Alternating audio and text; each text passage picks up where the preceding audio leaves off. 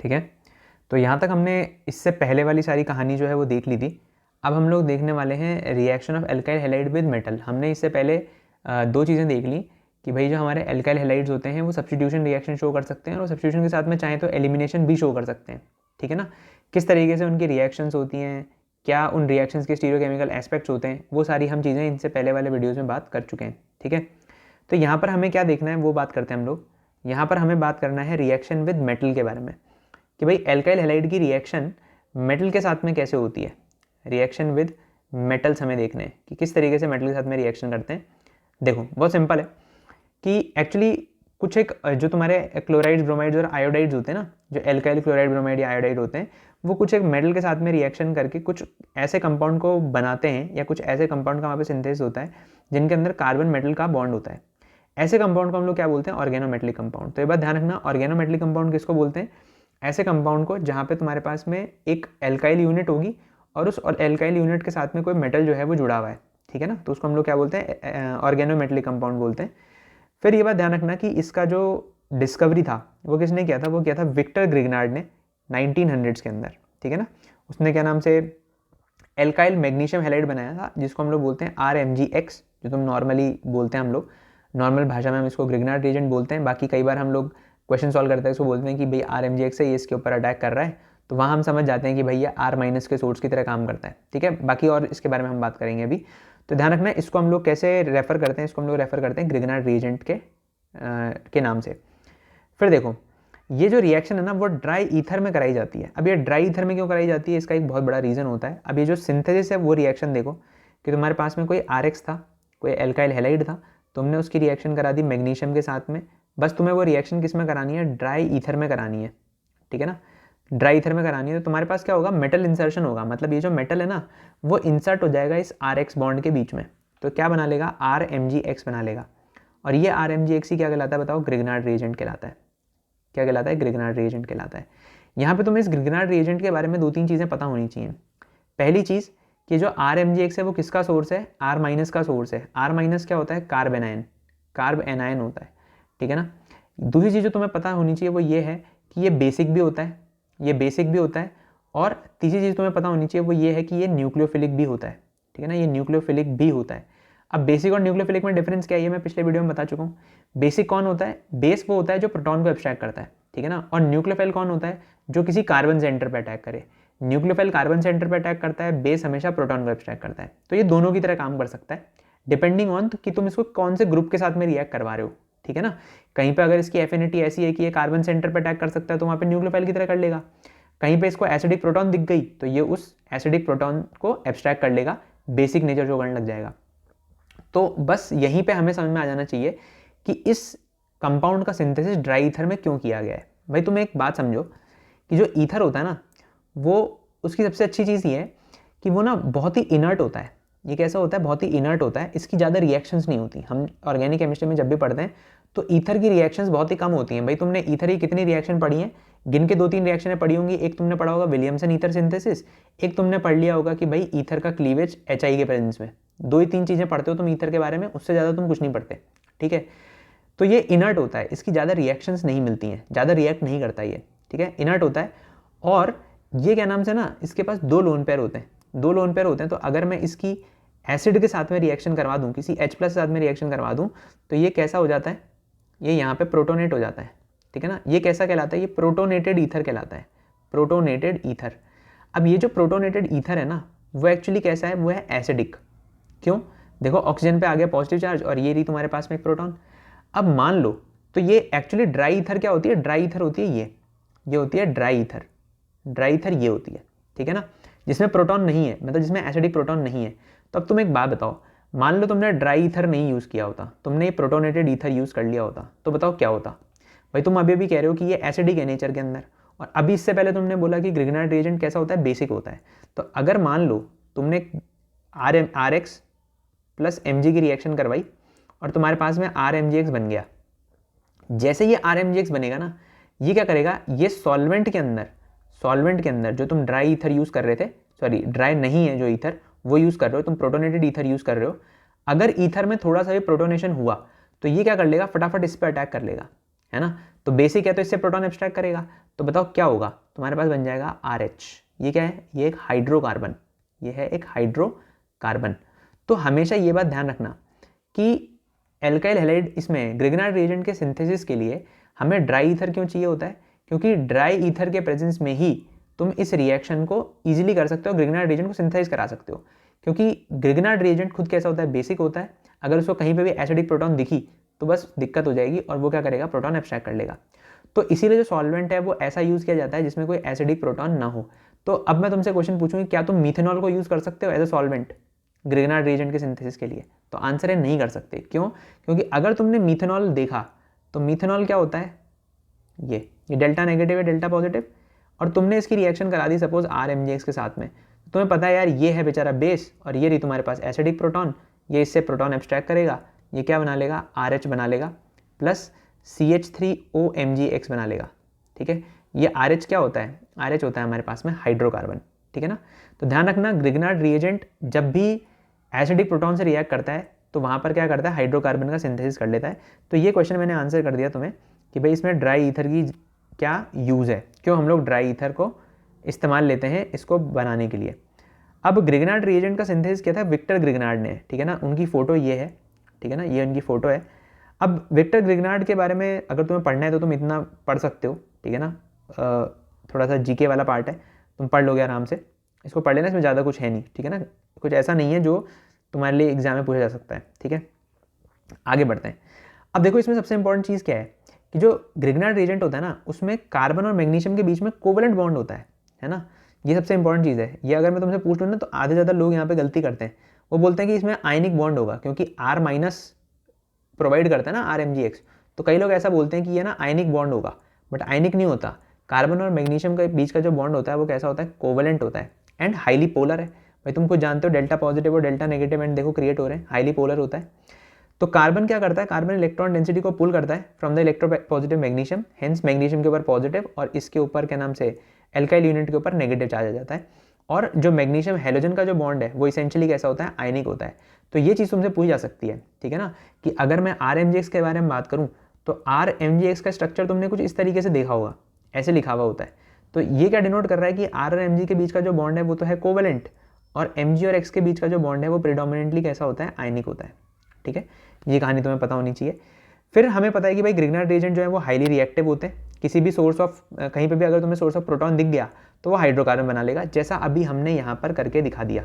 उसको ये प्रोटॉन का सोर्स दिखा, उसने हाइड्रोकार्बन बना लिया। ठीक है, अब मान लो अगर मैंने RMgX की रिएक्शन वाटर के साथ में कराई तो क्या होता है, यहाँ पर भी हाइड्रोकार्बन बन जाता है। कैसे भाई, तुम जानते हो कि वाटर के अंदर भी तो एसिडिक प्रोटॉन होती है।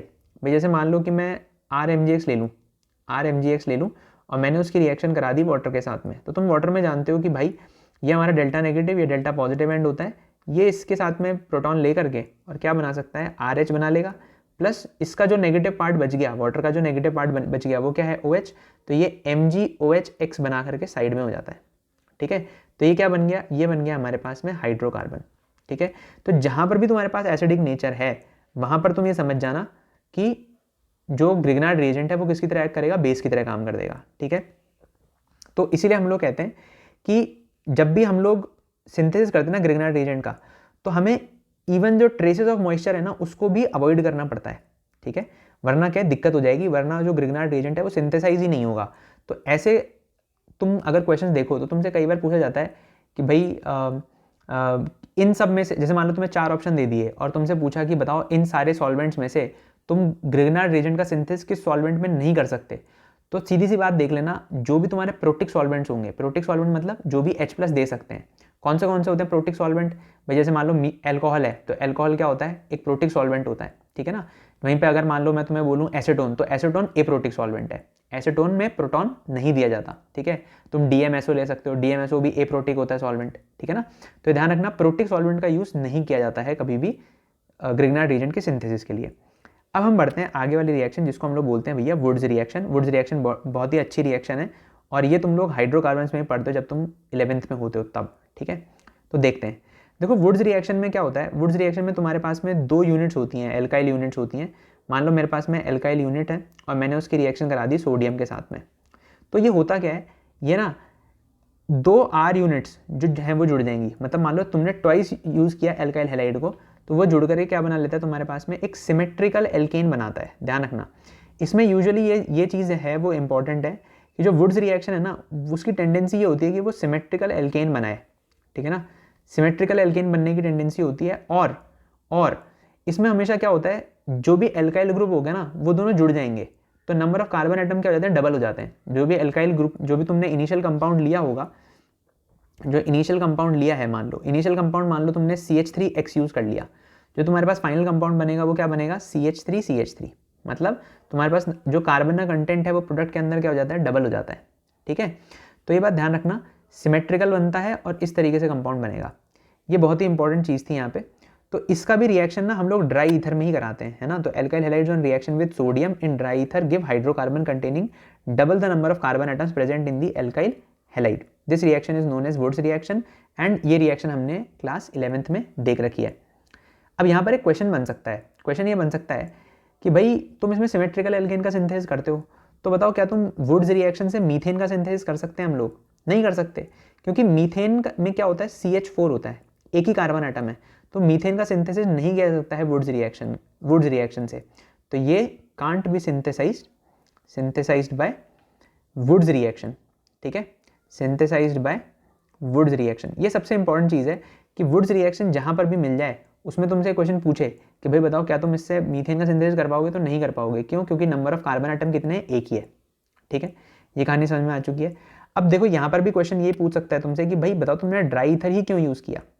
तो देखो ड्राई ईथर इसलिए यूज़ किया क्योंकि तुम रिएक्शन करा रहे हो सोडियम की, तुम सोडियम यूज़ कर रहे हो ना रिएक्शन में।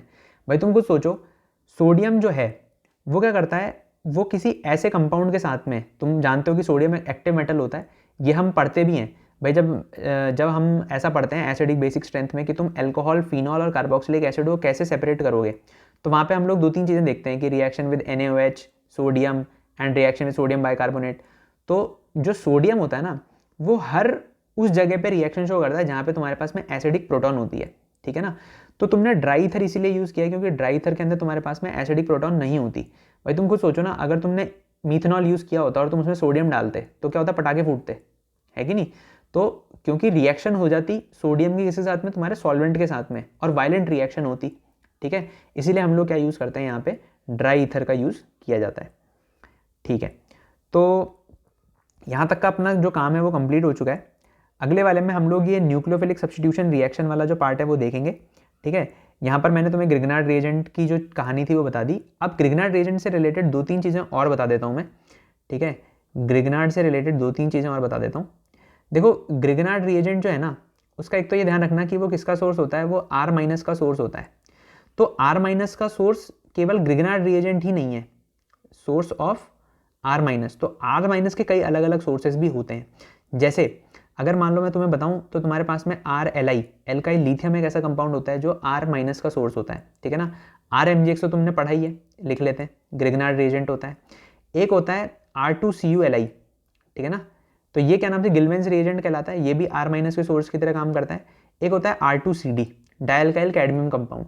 ये सब जो हैं वो सब किसके सोर्स होते हैं, R- के सोर्स होते हैं। सिमिलरली एक और चीज़ जो तुम्हारे काम आती है ऑर्गेनिक केमिस्ट्री में बहुत ज़्यादा, वो होती है सोर्सेज ऑफ H-, कि हाइड्राइड के कौन कौन से सोर्सेज होते हैं। हाइड्राइड के भी कई सोर्सेज होते हैं, जैसे एक होता है LiAlH4 होता है, ठीक है ना, एक होता है तुम्हारे पास में NaBH4, ठीक है ना। तो ध्यान रखना H- के और भी सोर्सेज होते हैं, जैसे तुम क्या कहते हैं डाइबल H लेते हो, वो भी क्या नाम से सोर्स ऑफ H- ही है, बट वो रिलेटिवली क्या होता है, हिंडर्ड होता है, हिंडर्ड सोर्स ऑफ H- है वो। तो कंसिडर कर सकते हैं हम चाहें तो डाइबल H को भी कंसिडर कर सकते हैं इसके अंदर। तो ऐसा नहीं केवल यही है, बट ये कुछ मेन सोर्सेज हैं जो यूज़ किए जाते हैं। ठीक है ना, तो ये हम लोग यहीं पे इसको वाइंड अप करते हैं। ठीक है ना, नेक्स्ट वाले में हम लोग न्यूक्लियोफिलिक सब्स्टिट्यूशन से स्टार्ट करेंगे। अच्छा हाँ, यहाँ पे कई लोगों को ऐसा लग सकता है कि बहुत लंबा खींच रहा है। देखो मैं तुम्हें असली रीज़न बता दूँ कि भाई क्यों ये चीज़ें, मैं इतना लंबा ज़्यादा वीडियो क्यों नहीं बनाता। यार एक्चुअली क्या है ना कि जैसे मान लो मैं अभी बोल रहा हूँ, तो मेरी ये आदत ये है कि मैं कट करके वीडियो नहीं बनाना चाहता, मैं फ्रेगमेंट्स में वीडियो बनाने में विश्वास नहीं रखता। ठीक है, तो मुझे ऐसा टाइम ढूंढना पड़ता है जिस टाइम पे बिल्कुल मेरे को माहौल अच्छा मिले। ठीक है ना, ज़्यादा हू हल्ला ना हो और क्या कहते हैं कुत्ते ना भौंके कहीं इधर उधर आ करके। तो उस हिसाब से मैं, जो मेरे को छोटे से छोटा टाइम मिलता है, मैं उस हिसाब से बना करके रख देता हूँ। तो अगर तुम्हें ऐसा लगता है कि यार ये चीज़ छोटी है, या तुम्हें ऐसा लगता है कि यार ये क्या कहते हैं, देखो कंप्लीट तो मैं कोशिश यही करूँगा कि मैं कराऊँ, है ना। मेरा कोई ऐसा नहीं है, क्योंकि मैं चाहता हूँ, खुद ये चाहता हूँ कि यार मैं ना एक चीज़ कंक्लूड करा दूँ, ठीक है ना। जब अपना कंप्लीट हो ये चीज़, तो एक चीज़ कंक्लूड हो, एक प्लेलिस्ट जो है वो बंद करनी पड़ जाए कि भैया अब ये काम कंप्लीट हो गया है। तो वो हो सकता है, वो कोई बहुत बड़ी चीज़ नहीं है, वो हो सकता है। बट थोड़ा सा तुम्हें ना मतलब थोड़ा सा हेल्प करना पड़ेगा भाई। भाई हो सकता है एक वीडियो छोटा हो रहा है, तो हो सकता है कोई वीडियो दूसरा होगा जो बड़ा हो जाएगा। वो डिपेंडिंग ऑन सराउंडिंग्स है कि कैसा सराउंडिंग मिल रहा है। हो सकता है अगला वीडियो जो है वो 1 घंटे का आ जाए, हो सकता है ये वाला वीडियो के नाम से कम आ जाए। बट मैं कोशिश ये करूँगा कि मैं काम जो है वो कंप्लीट करूँ, ठीक है ना। काम कंप्लीट होगा। वीडियो की लेंथ ऊपर नीचे हो सकती है, उस वीडियो की लेंथ को लेकर कभी परेशान मत होना, ठीक है। चलो मिलते हैं नेक्स्ट वीडियो में। और एंड में वही है कि तुम लाइक कमेंट शेयर सब्सक्राइब जरूर से करो अगर तुम्हें अच्छा लगता है तो कंटेंट, है ना। बाकी मिलते हैं अगले नेक्स्ट वीडियो के अंदर।